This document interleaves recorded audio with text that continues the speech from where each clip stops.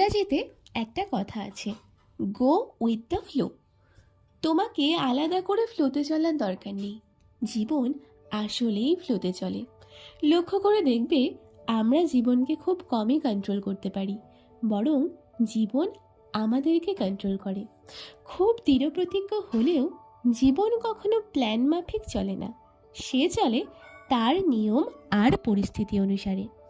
বাড়ি এসেছি প্রায় 1 মাসের বেশি হয়ে গেল। বাড়ি আসার আগে ভাবছিলাম এটা করব, ওটা করব, এখানে যাব, ওখানে যাব, আরও কত কি। যখন নার্সিংয়ে ছিলাম মনে হতো এটা কবে শেষ হবে আর কবে বাড়ি যাব আর সমস্ত উইশগুলো ফুলফিল করব, কিন্তু কিছুই যেন করা হয়ে উঠছে না।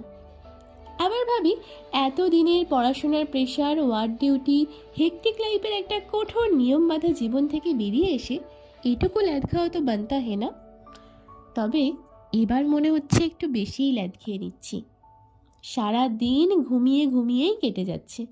আচ্ছা, তোমাদের সাথেও কি এমন হয় যে সারা দিন যেমন তেমনভাবে কাটানোর পর দিন শেষে মনে হয় ইস, রোজ রোজ এমনি এমনিই চলে যাচ্ছে, কিছুই করা হচ্ছে না। যাই হোক, চলো এবার বরং একটু জেগে উঠি। আর হ্যাঁ, এনটিএসবাসী, তোদেরকেও অনেক মিস করছি।